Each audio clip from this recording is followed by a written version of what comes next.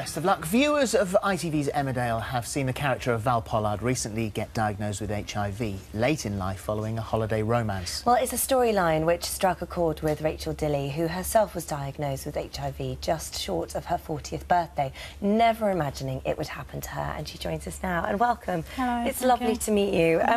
Let's start at the beginning of this story. 2004, it was nearly a year since you separated from your partner of 20 years. Yep. You've got 3 children with him, and you decided that it was the right time for you to begin online dating. Yeah. You looked around, you've started having email conversation with a man. We've changed his name, we'll call him Simon for this. What was it that attracted you to him in the first place? It was funny. We just got along, we just seemed to click. And then you met up? We went out for dinners. And it all seemed to be going rather well? Great fun, yeah. Well, it was a very wonderful summer. It eventually ended up being a very intimate summer. And as you said, because you were sort of getting later in life, you didn't think, when it became physical, you didn't think about protection of any sort. No, and also I didn't know anything about HIV. Nobody had taught me anything about it, so I didn't even know that it was possible to catch it. So which is interesting, because there's been such a, and especially around that time, a huge awareness campaign teaching about safe sex, that had all passed you by. Yeah.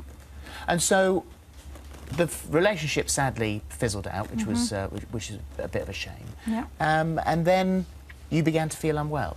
Yeah, very unwell, very strange, swollen glands, sore throat, couldn't eat properly, temperature, shivering, like a severe bout of flu. But obviously at that point, you would have no reason to link that with HIV in any way. So you went to the doctors to speak to them, and somebody did mention to you about getting an HIV test around about this time, didn't they? Yeah. And you just thought, why? Why would I need to do that? What were your thoughts? I just didn't know anything about it, and I know it sounds really stupid, but growing up, the only thing I'd seen was an advert on TV in Africa of African people dying of AIDS. And I thought it was a disease you caught in that country, and that only they caught it. I didn't realise that, you know, a white person had ever had it. So this really was extreme naivety, wasn't it? Totally. So they suggest you have the test, and you think, well, this is ridiculous. How can I possibly have this? That's not what it is, but I would do it anyway. Yeah. And so you had the test, and what was said?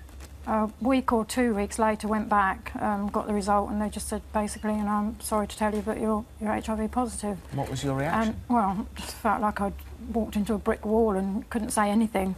And then I think the next thing that came out of my mouth is, when am I going to die? Which sounds stupid now, but, you know, it's like being told you're going to die. But I've dealt with it, and it's fine. Well, I guess this was like a journey of knowledge for you as well, because you get the diagnosis and then you need to find out about it, because you knew nothing about it. And like you said, you just assumed that this was a death sentence, when in actual fact it wasn't. No. And it isn't. No. Because once you've got your medication right, that it is something that you can live with for an awfully long time. A normal, healthy life, they say. And what about, telling other people, telling your family, for example, because your 3 children are grown-up children? Well, they weren't at the time, they were like teenage, but I told them straight away. They've all been fine with it. My mum's not here anymore, but my mum was fine with it. Sisters, fine. Not everyone has been, though, have they? No. And what are some of the other reactions you've had? I had a friend, her daughter had a baby, and she said she didn't want me near the baby,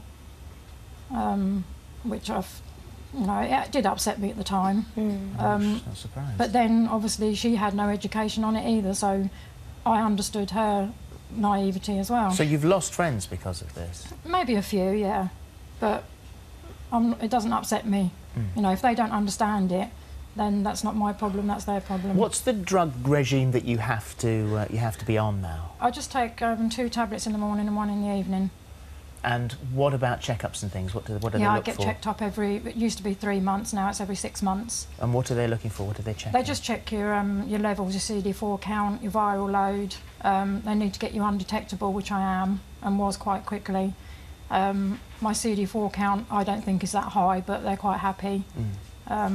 And you, your sort of fear really is picking up things from other people, in actual fact. Sort of even for you picking up a cold or anything like that can have terrible effects. More so in the beginning. Now I've got used to it, I'm not so bad, but I wouldn't even stand, if someone was coughing, I would move away from them quickly. I wouldn't touch handles on things. Because it can progress quite quickly and you need to I just pneumonia thought, or you know, if I something. catch a cold, I'd get flu, I could get pneumonia, and then I could die. Yes. And I can't risk it, so I need to be careful. Because fundamentally it does affect your immune system. Yeah, yeah, it's destroying your immune system. And so now, certainly new medication, new drug therapies would prevent that from leading on to full-blown AIDS. Well, we hope, yeah, that's what the aim is. But, you know, people are still dying. And what do they say to you about that? How does it switch from HIV to AIDS? Well, I assume, I mean, I'm not medically trained, but, you know, if you get something serious, like some form of cancer, then obviously you've got AIDS. There's lots of different things.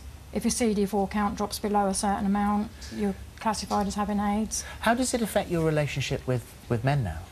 I don't really have much to do with men anymore. I have one friend who I'm quite close to, but he knows. He doesn't treat me any differently at all. But if I did meet someone, I would tell them straight away. I wouldn't hide it. With this storyline in Emmerdale and sort of Val's situation, how do you feel about that storyline when you watch it? Actually, it's kind of like watching myself on TV. Really? Although she's not me. Yeah, you know, all the things she goes through, the emotions, the way she feels, you know, it's very, very similar. Do you think that sort of within this age group that actually there needs to be more education, more awareness of this, that this is something that absolutely can happen? More education and awareness, full stop, not in just my age group, but, yeah. You know, youngsters, teenagers need to be taught in school, and everybody.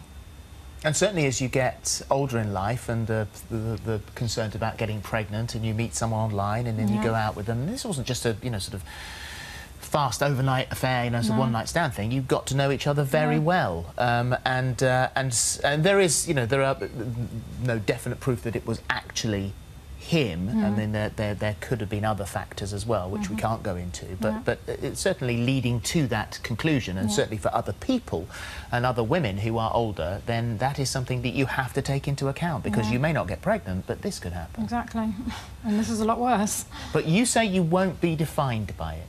No, I don't let it. It's not. It did rule my life in the beginning, but I've learnt a lot about it. I've got friends that I'm very close to. You know, I've got support from everybody.